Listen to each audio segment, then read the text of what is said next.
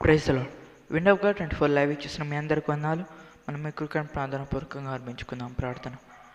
ఎస్యా మనం ఇంతకాలం కాచికమందికి ఎలా వందనాలు ఎస్యా. మరి ఎస్యా ఈ నూతన దినాన్ని ఎస్యా మాకు నిర్వహించడానికి ఎలా వందనాలు ఎస్యా. మరి ఎస్యా ఈ లైవ్ జరిపించడానికి మీరు చూపిన కృపకై నీకు ఎలా వందనాలు. మరి ఎస్యా వీక్షిస్తున్న ప్రతి ఒక్కరిని దీవించడం ప్రార్థిస్తున్నాను ఎస్యా. మరి ఎస్యా లైవ్లో ఎలాంటి సాతాను శోధన జరగకుండా మీరు మనల్ని కాచికాలని ప్రార్థిస్తున్నాను. ఎలాంటి ఎస్యా మరి పోవడమే కానీ నటిషన్స్ కానీ ఎలాంటి కలవకుండా మీరు మాకు ప్రార్థిస్తున్నాను. మరి వీక్షించిన ప్రతి ఒక్కరిని ఎస్యా మంచి వార్త మా చేత తిప్పిపరచడం ప్రార్థిస్తున్నాను. పాటలు పాడబోతుండే స్థుతి మేము మీరు పొందుకుంటాం నమ్చు నజరుడు నీ స్పెషల్ అనుకుంటున్నాం తండ్రి. ఆమేన్.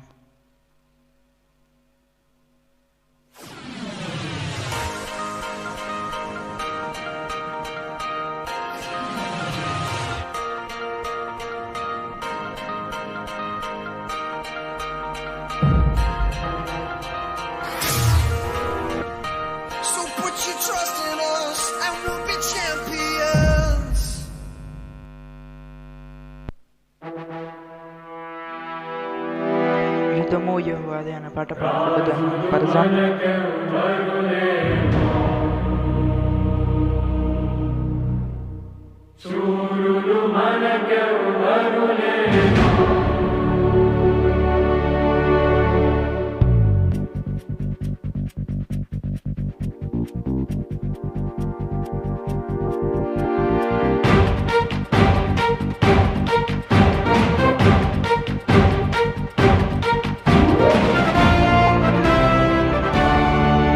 యుద్ధము యెహోవాదే, యుద్ధము యెహోవాదే, యుద్ధము యెహోవాదే, యుద్ధము యెహోవాదే. రాజులు మనకెవ్వరు లేరు, శూరులు మనకెవ్వరు లేరు. రాజులు మనకెవ్వరు లేరు, శూరులు మనకెవ్వరు లేరు. సైన్యములకు అధిపతి అయినా యెహోవా మన అండా. యుద్ధము యెహోవాదే, యుద్ధము యెహోవాదే, యుద్ధము యెహోవాదే, యుద్ధము యెహోవాదే.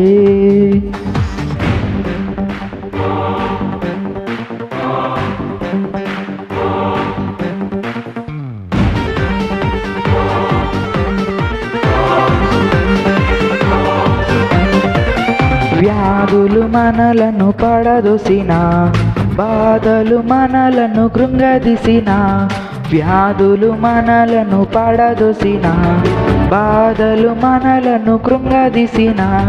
విశ్వాసమునకు కర్తయైన యేసయ్యా మన అండా.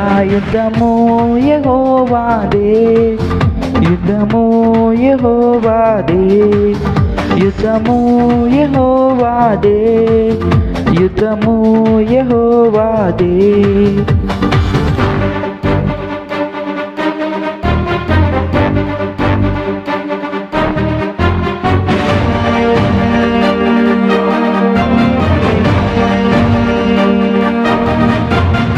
ఎరికో గోడలు ముందున్నా, ఎర్ర సముద్రము ఎదురైనా. ఎరికో గోడలు ముందున్నా, ఎర్ర సముద్రము ఎదురైనా. అద్భుత దేవుడు మనకుండా భయమేలా మనకింకా. యుద్ధము యెహోవాదే, యుద్ధము యెహోవాదే, యుద్ధము యెహోవాదే, యుద్ధము యెహోవాదే.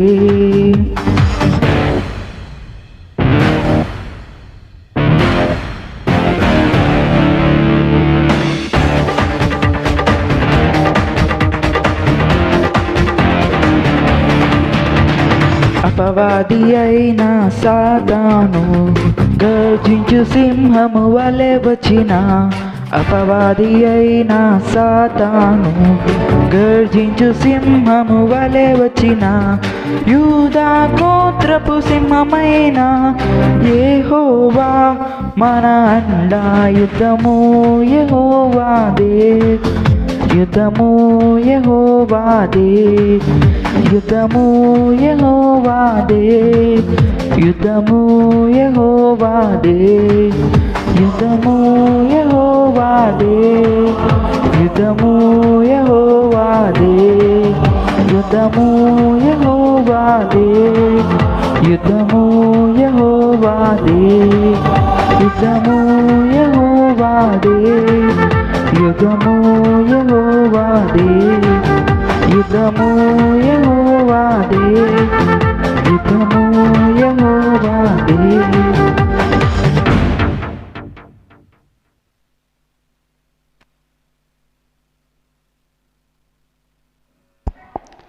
రాత్రికాల సమయంలో మనమందరము ఏకంగా కూడి పరిశుద్ధ దినాన దేవుణ్ణి స్తుతించుటకు, ఆరాధించుటకు దేవుడు ఏర్పాటు చేసిన మరి యొక్క పరిశుద్ధ దినాన్ని బట్టి దేవునికి వందనాలు చెల్లిస్తున్నాను. ఈ లైవ్లో పాల్గొంటున్న పెద్దవారికి, యవన సహోదరి సహోదరులకు, చిన్న బిడ్డలందరికీ ప్రత్యేకమైన వందనాలు తెలియజేస్తున్నాను. మిమ్మల్ని అందరినీ ప్రేమపూర్వకంగా విండ్ ఆఫ్ గాడ్ 24 అనే కార్యక్రమానికి ఆహ్వానిస్తున్నాను. దేవుడు మరి యొక్క పరిశుద్ధ దినాన్ని మనకు అనుగ్రహించి ఉన్నాడు. 2వ మాసంలో చివరి పరిశుద్ధ దినంలో దేవుడు మనల్ని ఉంచి ఉన్నాడు. అందుని బట్టి దేవునికి వందనాలు చెల్లిస్తున్నాను. ఎందుకంటే దేవుడు ఈ విధంగా మనల్ని సజీవ లెక్కలో ఉంచి ఉన్నాడంటే కేవలము అది ఆయన కృప అయింది కనుక నిజముగానే మనకి యుద్ధము యెహోవాదే, మనకు రాజులు ఎవరు లేరు. మన సైన్యాధిపతి అయిన యెహోవా దేవుడే మనకు అండ. ఏ బలహీనత వచ్చినను కూడా, ఏ వ్యాధి వచ్చినను కూడా మన పక్షమున యుద్ధము చేసేవాడు యెహోవా దేవుడే. అదే విషయాన్ని ఈ రాత్రికాల సమయమున 2వ రాజులు 1వ అధ్యాయం ద్వారా దేవుడు మాట్లాడబోచున్నాడు. ఈ 2వ రాజుల గ్రంథము 1 రాజుల గ్రంథము పరిచయముతోనే ఇది కొనసాగింపు చరిత్రగా 2వ రాజుల గ్రంథాన్ని గ్రంథకర్త రాసి ఉన్నాడు. ఆ గ్రంథకర్త ఎవరనేది ఇక్కడ పరిశుద్ధ లేఖనాల్లో చెప్పలేదు, కానీ ఇది రాయుటకు గల ముఖ్య ఉద్దేశాలను గురించి ఇశ్రాయేలీలు యూదా రాజాల క్షీణ దశను ఈ 2వ రాజులు మరలా ప్రస్తావిస్తున్నట్లుగా, అదేవిధంగా ఇశ్రాయేలీలు యూదా రాజుల ఏర్పాటుకు దారి తీసిన 2 మహాఘోరమైన విపత్తులను గురించి ఈ 2వ రాజుల గ్రంథము వివరించబోతుంది. అది ఒకటి ఏంటంటే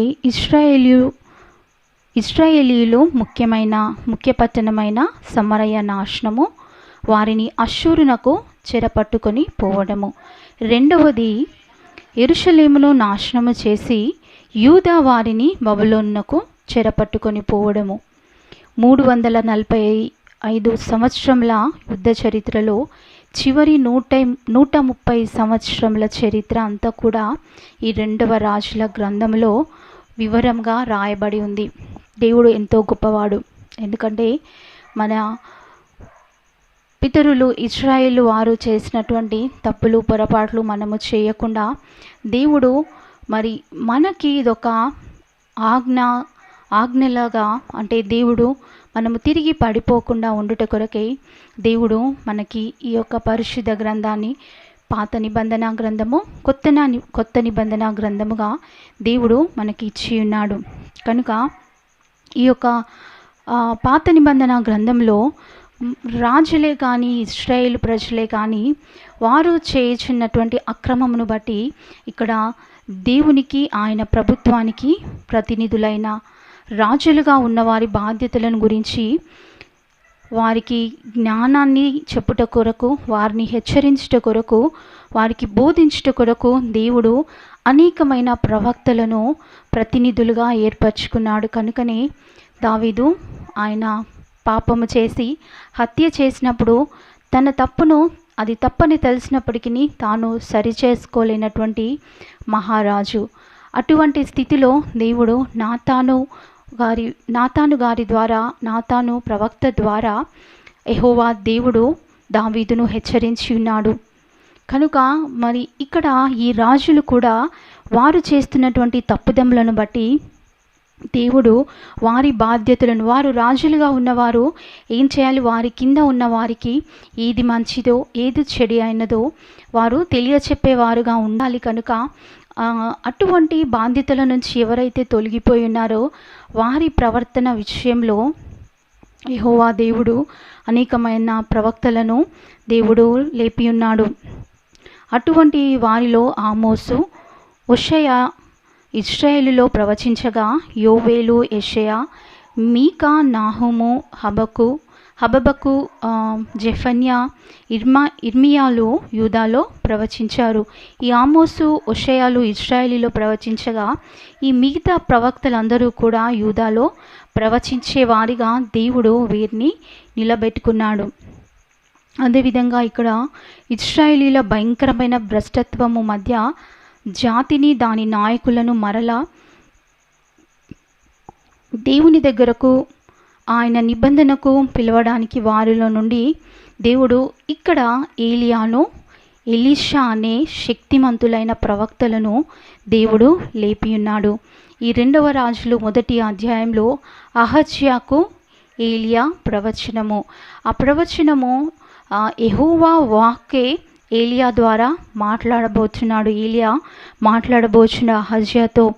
ఇక్కడ మరోవైపు యుద్ధంలో చెడినటువంటి రాజులను, వారి నుండి కొత్త మార్పును లేదా వారిని కొత్త హృదయాలతో వారి హృదయాన్ని మళ్లించుట కొరకు దేవుని వైపు తిప్పడానికి ఇక్కడ దైవభక్తి గల హిజ్కియా ఆయన 18వ అధ్యాయం 21వ అధ్యాయంలో 2వ రాజుల్లో మనం హిజ్కియా ప్రవక్తను గురించి కూడా చూడబోచున్నాం. అదే రీతిగా 22, 23 వచనాల్లో యెషయాలు గురించి కూడా చదువుకోబోతున్నాం. ఎందుకంటే ఈ విగ్రహారాధనను, అవినీతిని, హింసను ఇక్కడ రాజులు శాశ్వతంగా మర్చిపోలేకపోతున్నారు. కనుక దేవుడు అనేకమైన ప్రవక్తలను ఆయన ఇక్కడ లేపుతున్నాడు.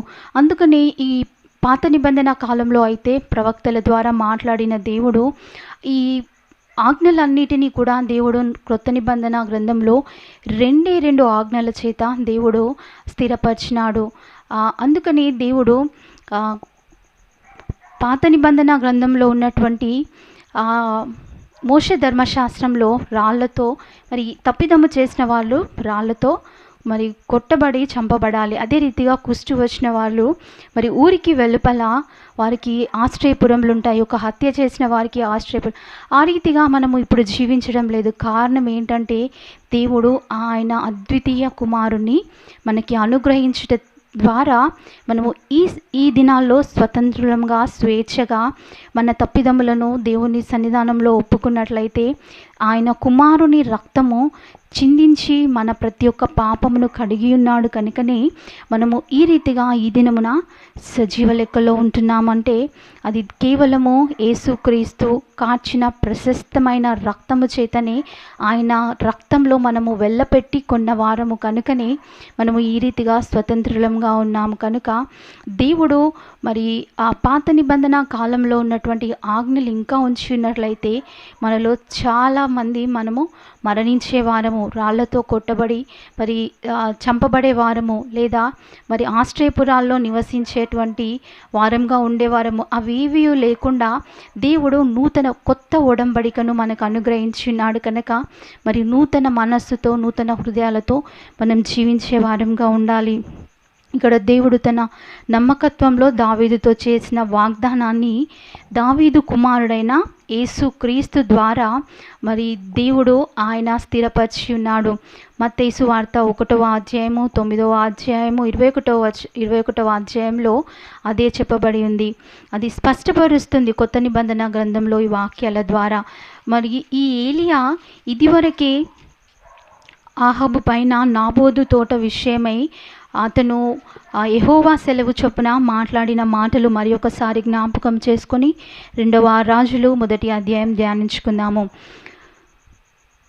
1 రాజులు 21వ అధ్యాయము 25వ వచనము. తన భార్య అయిన యెజబేలు ప్రేరేపణ చేత యెహోవా దృష్టికి కీడు చేయ తన్ను తాను అమ్ముకొనిన ఆహాబు వంటి వాడు ఎవడునూ లేడు అని ఏలియా ప్రవక్త, ఇక్కడ తిబిష్యుడైన ఏలియా ఆయన చెప్తున్నాడు.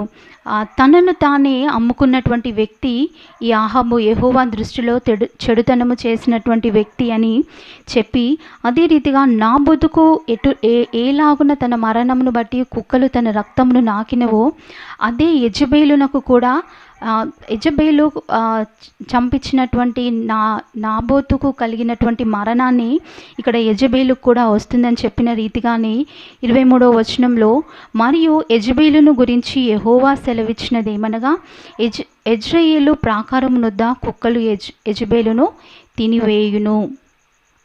చెప్పిన రీతిగానే ఆమె ఆ రీతిగానే మరణించింది.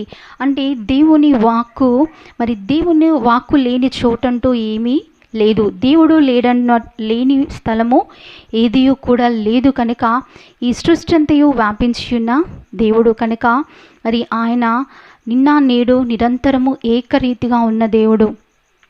చదువుకుందాము 2వ రాజులు 1వ అధ్యాయము.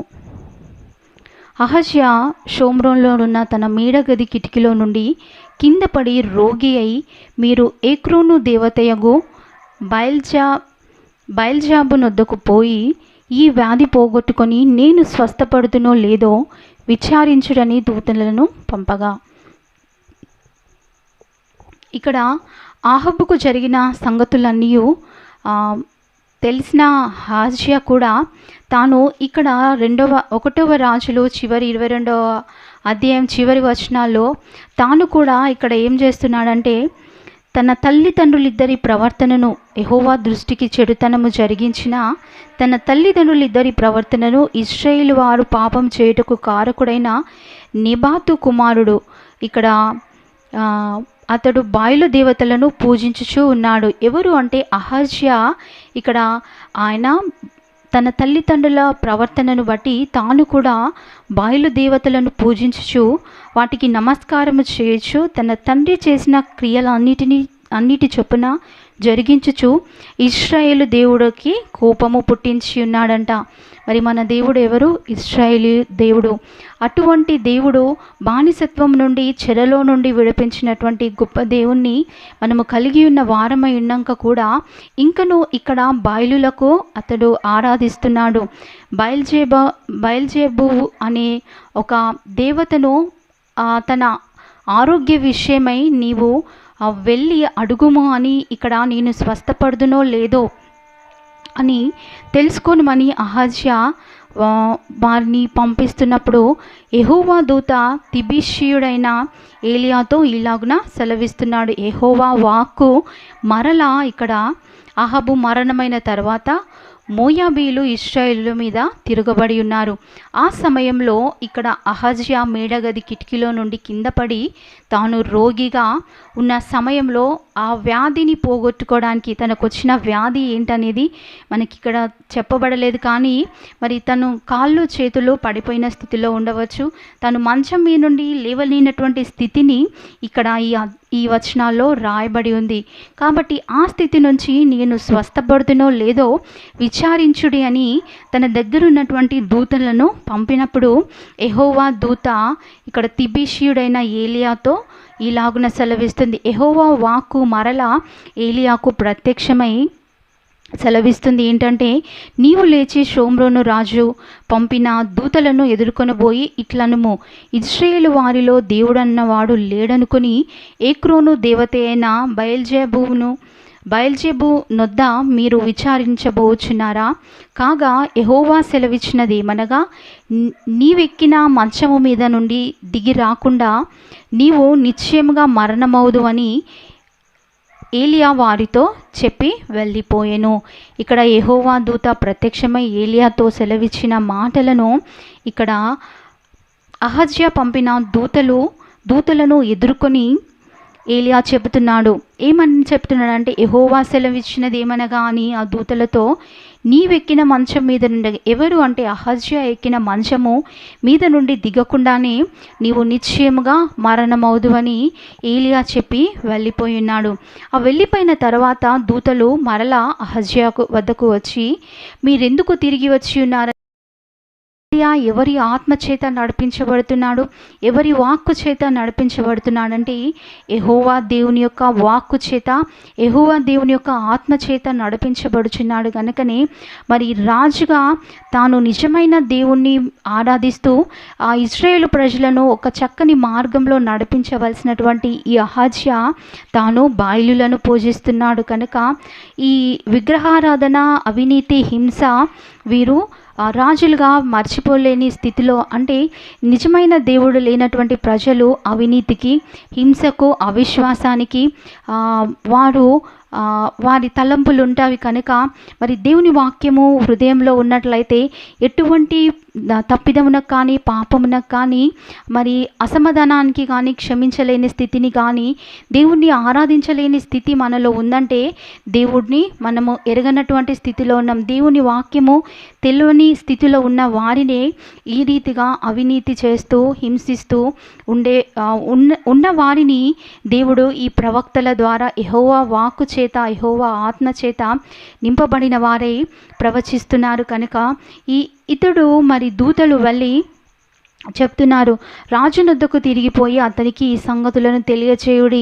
యెహోవా సెలవిచ్చినదేమనగా, ఇశ్రాయేలులో దేవుడన్నవాడు లేడనుకొని ఏక్రోను దేవతయగు బయల్జెబూబు నొద్ద విచారణ చేయుటకు నీవు దూతలను పంపుచున్నావే, నీవెక్కిన మంచము మీద నుండి దిగి రాకుండా నిశ్చయముగా నీవు మరణమవుదువని అతడు పలికెనని ఈ పంపిన ఈ దూతలు ఎవరైతే ఉన్నారో ఆ దూతలు వెళ్ళి అహజ్యాకు మంచంలో పడుకొని ఉన్నటువంటి అహజ్యాకు తెలియపరిచినప్పుడు, మిమ్మును ఎదుర్కొని వచ్చి ఈ మాట చెప్పినవాడు ఎలాంటి వాడని, అంటే అతడు ఎలా ఉన్నాడు, తన వస్త్రధారణ ఏంటి అని ఇక్కడ అహజ్యా అడిగినప్పుడు అందుకు వారు అంటున్నారు, అందుకు గొంగలి ధరించుకొని నడుమునకు తోలుదట్టి కట్టుకొనిన వాడని ప్రత్యుత్తరం ఇయ్యగా, ఆ మనుష్యుడు తిబిష్యుడైన ఏలియా అని అతడు చెప్పెను. హల్లెలూయా.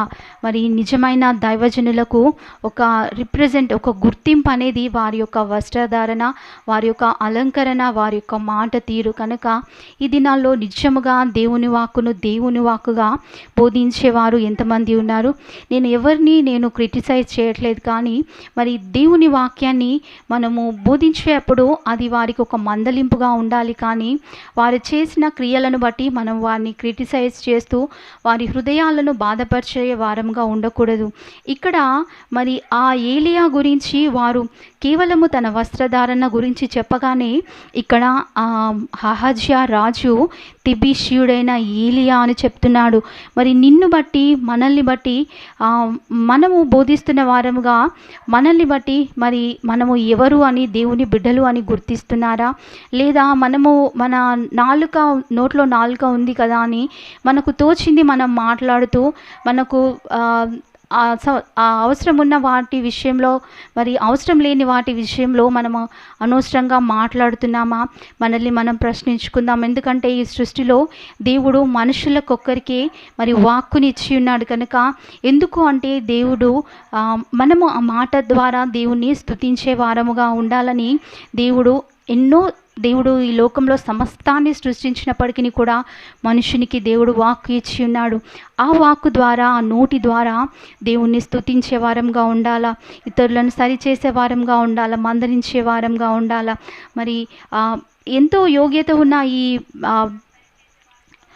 ప్రవక్త మరి తనకున్నటువంటి ఆత్మ నింపుదలను బట్టి తాను మరి వారికి శాపాన్ని ఇవ్వట్లేదు, కానీ శపించట్లేదు, కానీ దేవుడిచ్చిన మాట చొప్పున ఇక్కడ తెలియపరుస్తున్నాడు. ఆ మాటను బట్టి అతడు తిబిష్యుడైన ఏలియా అని గుర్తించిన అహజ్యా వెంటనే రాజు 70 మందికి అధిపతి అయిన ఒకరిని వాని 70 మందితో కూడా ఏలియా వద్దకు పంపిస్తున్నాడు. అతడు కొండ మీద కూర్చొని ఉండగా అధిపతి ఎక్కి అతనికి సమీపమునకు పోయి, దైవజనుడా, నీవు దిగి రావాలనని రాజు ఆజ్ఞాపించుచున్నాడనెను. అందుకు ఏలియా, నేను దైవజనుడనైతే అగ్ని ఆకాశం నుండి దిగివచ్చి నిన్ను నీ 70 మందిని దహించును గాక అని 70 మందికి అధిపతి అయిన వానితో చెప్పగా, అగ్ని ఆకాశం నుండి దిగి వాని 70 మందిని దహించెను. ఇక్కడ వీరు చేస్తున్న పొరపాటు ఏంటంటే, ఇక్కడ రాజు అతడి సైనికులు దేవునికి ఆయన వాక్యానికి ఎదురు తిరిగి ఏలియాను బంధించాలని ప్రయత్నిస్తున్నారు. అందుకనే ఇక్కడ ఏలియా ఏమంటున్నాడంటే, రాజు రమ్మంటున్నాడు అని సెలవిస్తున్నాడు. ఏమంటున్నాడంటే, దైవజనుడా నీవు దిగిరావాలనని రాజు ఆజ్ఞాపించుచున్నాడని 9వ వచనంలో చివరి మాటల్లో అంటున్నారు. అందుకు ఏలియా అంటే అతడు దేవుడు ఏర్పరచుకున్నటువంటి వ్యక్తిగా, దేవుని గణపరిచే వ్యక్తిగా తాను మనుషులను లక్ష్య పెట్టట్లేదు, ఇక్కడ యెహోవాని లక్ష్య పెడుతున్నాడు. కనుకనే నేనే దైవజనుడనైతే అగ్ని ఆకాశం నుండి వచ్చి వీరందరినీ దహించును కాక అని ఏ రీతిగా అయితే వారు అర్పిస్తున్నటువంటి ఆ ఎద్దు యొక్క మాంసము బలిపీఠము విషయంలో వారు ఎంతగా మొరపెట్టినను కూడా ఆ అగ్ని రాల్చుకోలేదు. కానీ ఎప్పుడైతే ఏలియా ప్రార్థించగా ఆకాశం నుండి అగ్ని దిగి వచ్చి దహించి వేసింది. అంటే మన యథార్థతను బట్టి దేవుడు వెంటనే ప్రత్యుత్తరం ఇస్తాడు, వెంటనే కార్యాలు జరిగిస్తాడు. కనుక ఇక్కడ ఏలియా యథార్థతను బట్టి దేవుణ్ణి అడగగానే నేనే దైవజనునైతే వీరందరి మీదకి ఆకాశం నుండి అగ్ని దిగి వచ్చునుగాక, వీరిని దహించునుగాక, అంటే దేవునికి ప్రియాతి అయినటువంటి ఈ ప్రజల మీదకి ఉగ్రత వచ్చునుగాక అని చెప్పగానే ఆకాశం నుండి అగ్ని వచ్చి ఆ 50 మందిని అతనితో వచ్చిన అధిపతిని కూడా దహించి వేసింది. మరలా రాజు 50 మంది మీద అధిపతి అయిన మరి ఒకరిని పంపగా వీడు వచ్చి దైవజనుడా త్వరగా దిగిరము, రాజు ఆజ్ఞాపించున్నాడనగా మరలా అందుకు ఏలియా నేను దైవజనుడనైతే అగ్ని ఆకాశం నుండి దిగివచ్చి నిన్ను నీ 50 మందిని దహించునుగాక అని చెప్పగా ఆకాశం నుండి దేవుని అగ్ని దిగివచ్చి వాని 50 మందిని దహించును. ఇంకను రాజు 50 మందికి అధిపతి అయిన ఒకనిని వాని 50 మందితో కూడా పంపగా ఆ 50 మంది మీద అధిపతి అయిన 3వ వాడు వచ్చి ఏలియా ఎదుట మోకాళ్ళుని, నీవు చేయవలసింది ఏంటంటే ముందుగా మనము దేవుడు ఏర్పరిచిన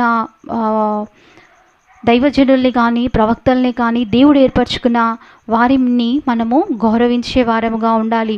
మొదటి స్థానము దేవునికి ఇవ్వాలి, రెండవదిగా దేవుడు ఏర్పరచుకున్న ప్రతినిధులకు ఇవ్వాలి. ఇక్కడ 3వసారిగా వచ్చినటువంటి వ్యక్తి మోకాళ్ళుని దైవజనుడా అని ఆయన దయచేసి నా ప్రాణమును నీ దాసులైన ఈ 50 మంది ప్రాణములను నీ దృష్టికి ప్రియమైనవిగా ఉండనిమ్ము అని ఇక్కడ దేవుడు ఏర్పరచుకున్నటువంటి వ్యక్తిగా దేవుణ్ణి గణపరుస్తూ ఏలియాకు ఇవ్వవలసినటువంటి ఆ స్థానాన్ని ఇస్తూ ఈ 3వ వ్యక్తి అంటున్నాడు మోకాళ్ళుని ఆయన దయచేసి నా ప్రాణమును నీ దాసులైన ఈ 50 మంది ప్రాణములను నీ దృష్టికి ప్రియముగా ఉండనిమ్మని చెప్తున్నాడు. దేవుణ్ణి ఆయన ప్రవక్తను మూర్ఖంగా పట్టుదలగా వ్యతిరేకించేటువంటి వ్యక్తులపైన దేవుడు తీర్పు తప్పక ఇస్తాడని ఇక్కడ ఈ వచ్చిన ఈ 2 గుంపులను బట్టి మనం తెలుసుకోవాలి. అదే రీతిగా అహజ్యా పైన తీర్పు దేవుని నుండి వచ్చినట్టుగా కూడా ఈ కింది వచనాల్లో రాయబడి ఉంది. 14వ వచనంలో చిత్తగించుము, ఆకాశం నుండి అగ్ని దిగి వెనుకటి దశాధిపతులను ఇద్దరిని వాని 50 మందితో కూడా దహించెను. అయితే నా ప్రాణమును నీ దృష్టికి ప్రియమైనదిగా ఉండనిమ్మని మనవి చేయగా యెహోవా దూత సెలవిస్తుంది ఏలియాతో ఏమంటుందంటే, వానికి భయపడక వానితో కూడా నీవు దిగిపోమ్మని, ఆ కొండ మీద నుండి నీవు దిగి వెళ్ళుమని యెహోవా దూత యెహోవా వాక్కు సెలవిచ్చినప్పుడు ఏలియాకు సెలవిచ్చెను గనుక అతడు లేచి వానితో కూడా రాజునొద్దకు వచ్చెను. అతడు వచ్చి రాజును చూచి విచారణ చేయుటకు ఇశ్రాయేలు వారి మధ్య దేవుడన్నవాడు లేడనుకొని నీవు ఎక్రోను దేవతయగు బయల్జెబా నొద్ద విచారణ చేయుటకై దూతలను పంపితివే, నీవెక్కిన మంచము మీద నుండి దిగి రాకుండా నిశ్చయముగా నీవు మరణమవుదు అని చెప్పెను. ఏలియా ద్వారా యెహోవా సెలవిచ్చిన మాట ప్రకారము అతడు చనిపోయెను. అతనికి కుమారుడును లేనందున యూదా రాజైన యెహోషాపాతు కుమారుడైన యెహోరాము ఏలుబడిలో 2వ సంవత్సరమందు యెహోరాము అతనికి మారుగా రాజాయను. అహజ్యా చేసిన కార్యములను గురించి ఇశ్రాయేలు రాజుల వృత్తాంత గ్రంథముల గురించి కూడా ఇక్కడ చెప్పబడింది. తనకు కుమారులు ఎవరు లేకపోవడాన్ని బట్టి, వారసత్వంగా లేకపోవడాన్ని బట్టి దేవుడు ఇక్కడ యెహోషాపాతు కుమారుడైనటువంటి యెహోరామును వారికి రాజుగా నియమించి ఉన్నాడు. కనుక ఇక్కడ ఈ రాత్రికాల సమయంన దేవుడు ఈ వాక్యం ద్వారా మనతో మాట్లాడుతుంది ఏంటంటే, మరి దేవుని యొక్క చిత్తానికి, దేవునికి లోబడే వారంగా ఉండాలి. దేవుని యొక్క వాక్యానికి మనం లోబడే వారంగా ఉండాలి. కనుక మరి దైవజనుడిగా మరి దేవుడు ఏర్పరచుకున్న వారికి కూడా మనము లోబడుతూ వారు బోధించేటువంటి బోధనలను మనం గ్రహించే వారంగా ఉండాలి, సరి చేసుకునే వారంగా ఉండాలి. కనుక దేవుని వాక్కు ఏదైతే మనకు సెలవిస్తుందో ఆ వాక్కు ప్రకారముగా జీవించినట్లయితే దేవుడు అనుదినము మరి ఈ ఏలియా ఏ రీతిగా అయితే ప్రార్థించగానే ఆ అగ్ని ఆకాశం నుండి దిగి వచ్చిందో ఆ రీతిగానే దేవుని యొక్క నీ మోకాళ్ళు మరి నీళ్ళనంటితే నీ ఆత్మీయత ఆకాశాన్ని అంటుతుంది. కనుక నీవు ఎప్పుడైతే మోకరించి ప్రార్థించడం స్టార్ట్ చేస్తావో నీ ఆత్మీయత ఆకాశానికి అంటుతుంది. పరలోకమందున నీ తండ్రి నిన్ను బట్టి సంతోషించులాగున, మన ఆత్మీయ స్థితిలో ఎదుగులాగున దేవుడు సహాయం చేయునుగాక. ఈ రాత్రికాల సమయంలో దేవుడు ఈ చక్కటి మాటల చేత మనల్ని తృప్తిపరిచి ఉన్నాడని నమ్ముచున్నాను. ఇది ఎవరిని ఆయాసపరచడానికి ఈ మాటలు నేను చెప్పలేదు, కానీ దేవుడు మనము తప్పిపోవడం దేవునికి ఇష్టము కాదు. మరి తప్పిపోయిన కుమారుడి ఉపమానంలో తన కుమారుడు తనకు రావాల్సినదంతయు కూడా తీసుకొని వెళ్ళినప్పుడు తన తండ్రి మరి తన కుమారునికి బాధపడుతూనే ఇచ్చి పంపించి ఉండవచ్చు, కానీ అన్నీ పోగొట్టుకొని తన కుమారుడు వస్తున్న సమయంలో తను వెళ్ళిన స్థితిలో తన కుమారుడు రాలే, కానీ మరి చినిగిపోయిన బట్టలతో, వాసనతో, పందుల పొట్టు తినేటువంటి స్థితిలో ఉన్న తన కుమారుని ఎంతో దూరం నుండి తన తండ్రి గుర్తుపట్టి ఉన్నాడు. కనుక మరి మనము కూడా దరిద్రులమై ఉన్నను కూడా దేవుడు ఏ స్థితిలో నువ్వు ఉన్నను కూడా దేవుడు నిన్ను ఆదరించే దేవుడు, నిన్ను హత్తుకునే దేవుడు, నిన్ను బలపరిచే దేవుడు. నీ బలహీనతలన్నీ కూడా దేవునికి తెలుసు. కనుక నీ ఆరోగ్య విషయమే కానీ, మరి నీ ఫైనాన్షియల్గానే కానీ, కుటుంబ పరిస్థితులే కానీ, బిడ్డల ఆరోగ్యమే కానీ, వివాహమే కానీ, చదువే కానీ, ఉద్యోగమే కానీ, నీ గృహమే కానీ, నువ్వు దేని గురించి ప్రార్థిస్తున్నావో ఆ ప్రార్థనలకు దేవుడు తప్పక జవాబునిస్తున్నాడు. ఒక తప్పిపోయిన కుమారుని వలె నువ్వు ఉన్నావేమో, కుమార్తెలాగా నువ్వు ఉన్నావేమో, నన్ను చేరదీసిన దేవుడే మిమ్మల్ని కూడా చేరదీస్తాడు. మీరు ఒంటరిగా ఉన్నారేమో, మీ స్థితి మరి ఎన్నో ఒత్తిళ్ల చేత మీరు నలిగిపోతున్నారేమో, ఎవరికి చెప్పుకోలేని స్థితిలో ఉన్నారేమో, కానీ మీ మీద యెహోవా దృష్టి ఉంచి ఉన్నాడు. ఇక్కడ అహజ్యా మీద, చెడుతనము చేస్తున్న అహజ్యా మీద దృష్టి ఉంచినాడు. తాను ఎప్పుడైతే దేవుని యొక్క ఆ యొక్క మాటను బట్టి, ఏలియా ఇచ్చినటువంటి ఆ ప్రవచనాన్ని బట్టి భయపడి ఉన్నాడో, తాను మరి ఉపవాసం ఉండి గోనెపట్ట కట్టుకొని ఆయన ప్రార్థించినప్పుడు దేవుడు తనకు రావాల్సిన శిక్షను తప్పించి మరి తన తర్వాత తరము వారికి ఇచ్చి ఉన్నాడు. ఆ స్థితిలో మనం ఉన్నట్లయితే మన తప్పిదములను బట్టి మరి మనుషులు మనల్ని క్షమించకపోవచ్చు, మనం చేసిన వాటిని మర్చిపోకపోవచ్చు, కానీ దేవుడు ఎన్నడూ కూడా నీవు చేసిన వాటిని నీకు జ్ఞాపకం రాకుండా నీ వీపు మీద వేసి ఉన్నాడంట. మరి వీపు మనకు కనబడదు, కానీ దేవుడు ఇచ్చినటువంటి ఈ యొక్క మంచి వాగ్దానాన్ని మనము జ్ఞాపకం చేసుకుంటూ పాతవి గతించెను, సమస్తము నూతనవాయను అని దేవుని వాక్యం సెలవిస్తుంది. కనుక నూతనమైన ఆత్మీయతతో మనం ముందుకు వెళ్దాం. ఎన్ని మాటలు వింటున్నాను, ఎన్ని మాటలు నిందలు మరి ఎన్ని వినాల్సి వచ్చినను కూడా మనము దీర్ఘశాంతము గలవారమై ఉండాలి. దేవుడు నూతన నిబంధన గ్రంథంలో చెప్పింది అదే తెస్సలోనిక సంఘానికి. కనుక మనము కూడా ఆ రీతిగా ఉన్నట్లయితే దేవుడు ఏలియాకి ఇచ్చినటువంటి ప్రత్యుత్తరము మనము కూడా అడగగానే దేవుడు తప్పకుండా దయచేస్తాడు. కనుక మనము ఈ రాజకాల సమయంలో ప్రార్థించుకుందాం. ఈ లైవ్లో పాల్గొంటున్న మీ అందరికీ మరి ఒకసారి వందనాలు. మరి ఈ లైవ్ని మీరు షేర్ చేయండి, మీకు ప్రార్థన అవసరతలు ఉంటే తెలియపరచండి. ఒకవేళ నేను ప్రార్థించలేకపోయినను కూడా మీ మనవులు, మీ అక్కర్లు, మీ స్థితిగతులు అన్నీ కూడా నాకంటే ఎక్కువగా నా పరలోకపు తండ్రికి తెలుసు. కనుక మరి మీ నిమిత్తమై నేను ప్రార్థించలేకపోయినాను కూడా దేవుడు తప్పక మీకు సహాయం చేస్తాడని విశ్వసిస్తున్నాను. ప్రార్థించుకుందాం. మమ్మల్ని మిక్కిలిగా ప్రేమిస్తున్న మా ప్రియ పరలోకపు తండ్రి, ఈ రాత్రికాల సమయమున ఈ రీతిగా మేమందరము కలుసుకొని ప్రభువా ఈ పరిశుద్ధ లేఖనం నుండి నీ మాటలను ధ్యానించుటకు ఏ యోగ్యత లేని వారము, నీ చెప్పుల వారలను విప్పుటకు కూడా యోగ్యత లేని నన్ను ఈ రీతిగా నీ సన్నిధానంలో నిలబెట్టుకున్నావు. అనేకులు నాయన ఈ లైవ్లో పాల్గొంటుండగా వారి మధ్యలో నేను నీ పరిశుద్ధ లేఖనాల నుండి నీ వాక్యాన్ని చెప్పుటకు నీవు నాకు ఇచ్చిన ఈ కొద్దిపాటి జ్ఞానమును బట్టి నీకే వందనాలు చెల్లిస్తున్నాను. విన్న ప్రతి ఒక్కరిని మీరు దీవించండి, ఆశీర్వదించండి. వారి హృదయ లోతుల్లో వారి ఆత్మీయతను నాయన వారు ఇంకనూ తండ్రి బలపరుచుకునేలాగున సహాయం దయచేయండి ప్రభా. ఎవరు ఏ ఆశతో ఏ ఆలోచన చేత ఏ మేలు కొరకే ఈ లైవ్ ఆరాధనలో పాల్గొంటున్నారో ప్రభా, ప్రతి ఒక్క బిడ్డను నీ రెక్కల చాటున భద్రపరచుకోండి. వారికి కావలసినటువంటి ఆయా కోరికలను మీరు నెరవేర్చండి, వారి ఉద్దేశములను సఫలపరచండి ప్రభా. మరి ఫైనాన్షియల్గా ఎవరైనా మరి ఫైనాన్షియల్ క్రైసిస్లో ఉంటే వారికి విడుదలను దయచేయండి. ఆరోగ్య సమస్యలతో ఉంటే బిడ్డలను మీరు ముట్టండి, స్వస్థపరచండి. నీ గాయపడ్డ హస్తాన్ని వారి మీద ఉంచి తల వెంట్రుకలు మొదలుకొని అరికాలు వరకు తండ్రి స్వస్థపరచండి, ఆరోగ్యము దయచేయండి ప్రభా. నీ కొందనాలు నూతన గృహం విషయంలో తండ్రి సహోదరులు ప్రయాసంతో ఉంటుండగా వారికి నూతన గృహాలను మీరు దయచేయండి. ఏమైనా బిడ్డలు వివాహాల కోసము తండ్రి ఆయా ప్రయత్నాలు చేయించుండగా వారి తల్లిదండ్రులు చేస్తున్న ప్రతి ప్రయత్నంలో మీరు తోడైండండి. వివాహాలు వారి కుటుంబంలో ఘనంగా జరిగించండి. మంచి విశ్వాసులను వారికి భాగస్వాములుగా మీరు దయచేయండి ప్రభా.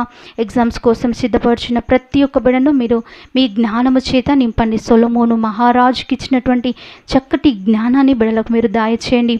ఉద్యోగాల కోసము యవన సహోదరులు ఆయా వారు చేస్తున్న ప్రతి ప్రయత్నంలో వారికి సూటబుల్ జాబ్స్ని తండ్రి మీరు తప్పక దయచేసే దేవుడో కనుక వారు మానక ప్రయత్నం చేస్తూ నీ ఎదుట ప్రార్థించే బిడలుగా, నిన్ను విశ్వసించే బిడలుగా ఉండులాగిన మీరే సహాయం దయచేయండి. వారి ఆత్మీయతను దొంగలించేటువంటి అపవాదిని వారి నుంచి దూరపరచండి. చెడు అలవాట్లకు తండ్రి దురలవాట్లకు ఆయా ఎడిక్ట్ అయిన ప్రతి ఒక్కరు సహోదరులను నీ కృపలో జ్ఞాపకం చేసుకోండి తండ్రి. వారిలో నూతనమైన స్వభావమును మీరు కలుగచేయండి. వారి కుటుంబంలో సంతోషము సమాధానంతో నింపబడాలి ప్రభా. మరి ముఖ్యంగా చిన్న బిడ్డలని కృపలో జ్ఞాపకం చేసుకోండి ప్రభా. అయ్యా భయంకరమైన పరిస్థితుల్లో బిడ్డల చుట్టూ నీ కాపుదల భద్రతను దయచేయండి తండ్రి. వ్యాక్సిన్ తీసుకోకుండానే అనేక మంది చిన్న బిడ్డలు స్కూల్స్కి వస్తున్నారు తండ్రి. నీ కాపుదల భద్రతను దయచేయండి. తల్లిదండ్రులకు నెమ్మదిని దయచేయండి ప్రభా. యవన బిడ్డలను నీ కృపలో జ్ఞాపకం చేసుకోండి. పెద్దవారిని జ్ఞాపకం చేసుకోండి. అయ్యా నీకు స్తోత్రము చెల్లించుకుంటున్నాను ప్రభా. నీకే మహిమ చెల్లిస్తున్నాను తండ్రి. అయ్యా నాయన నీకే వందనాలు. మరి ముఖ్యంగా తండ్రి నాయన రష్యాను తండ్రి ప్రభా, ఉక్రెయినియాను జ్ఞాపకం చేసుకోండి ప్రభా. అయ్యా నీ చిత్తము తండ్రి ప్రభా, నీ ఉద్దేశము తండ్రి ప్రభా ఏమైందో మాకు తెలియదు, కానీ కేవలం మేము ప్రార్థిస్తూ ప్రభా ముందుకు సాగిపోయే బిడలంగా సహాయం దయచేయండి ప్రభా. ఎలా ఏ విపత్తుకు కూడా మేము భయపడకుండా తండ్రి నీ లేఖనాల నెరవేర్పు అయితే తండ్రి మేము దానికి లోబడి ముందుకు సాగిపోయే కృపను మీరు మాకు దయచేయండి తండ్రి. నీ కొందనాలు స్తోత్రం చెల్లిస్తున్నాను. ఫేస్బుక్లో యూట్యూబ్లో తండ్రి ఎవరైతే ఈ లైవ్ చూస్తున్నారో వారందరినీ తండ్రి మీరు దీవించండి, ఆశీర్వదించండి, అనేక మేళ్ల చేత తృప్తిపరచండి. వారి కుటుంబాలకు రావాల్సిన ఆశీర్వాదాలను మీరు దయచేయండి. నీ ఆకాశపు తుమ్ములు తెరచి పట్టజాలని విస్తారమైన దీవెనలతో వారిని దీవించండి ప్రభా. నీకు స్తోత్రము చెల్లించుకుంటున్నాను. ఇంకా నన్ను నా కుటుంబాన్ని నీ రెక్కల కింద భద్రపరుచుకుంటున్నారు. ఇంతవరకు మమ్మల్ని సజీవ లెక్కలో ఉంచినారు. మేము జరిగించట కొరకే నీవు ఇచ్చిన ఈ చిన్న పరిచర్యను బట్టి నీకు వందల నమ్మకంగా తండ్రి ప్రభా. నీ పరిచర్యలో నీ వాక్యాన్ని బోధించే కృపను దయచేయండి. నిష్కలంకమైన మనసుతో తండ్రి నీ పరిచర్యలో వాడబడలాగిన అయా నీవే సహాయము దయచేయండి ప్రభా. నీవిచ్చిన వాక్యాన్ని అయా అనేకులకు వినిపించలాగిన, నీ రక్షణ భాగ్యాన్ని అనేకులకు తెలియపరచలాగిన, అనేకులు ఈ అంత దినాల్లో నీ రక్షణ ఆయన నీ సువార్తను తెలుసుకొనిలాగున మీరే సహాయము దయచేయగలరని. అయ్యా తూర్పు పడమర వల్ల మాకు హెచ్చు కలగదు, కానీ కేవలము నీ వల్లనే కనుక ప్రభా నిన్ను ఈ రాత్రికాల సమయమున ఎవరు ఏ పేజెస్ నుండి ఆశ్రయిస్తున్నారో వారందరికీ మేలు కలుగులాగున మీరే సహాయము దయచేస్తారని నేను ప్రార్థించలేక మరచిన ఈవులు ఏవైనా ఉన్నట్లయితే దయతో వాటన్నిటినీ నీ కృపలో జ్ఞాపకం చేసుకొని వాటన్నిటి విషయంలో మీరు సఫలపరుస్తారని నమ్మచ్చు. నీ చిత్తమైతే నీ రాకడ ఆలస్యమైతే ప్రభా మరి యొక్క లైవ్ ఆరాధన ద్వారా నీ పరిచయంలో వాడబడే కృపను నాకు నా కుటుంబానికి మీరు దయచేస్తారని నమ్ముచు నజరేయుడైన యేసు అతి పరిశుద్ధ నామం పేరట అడిగి ప్రార్థించి వేడుకుంటున్నాను మా తండ్రి, amen. Praise the Lord. Good night.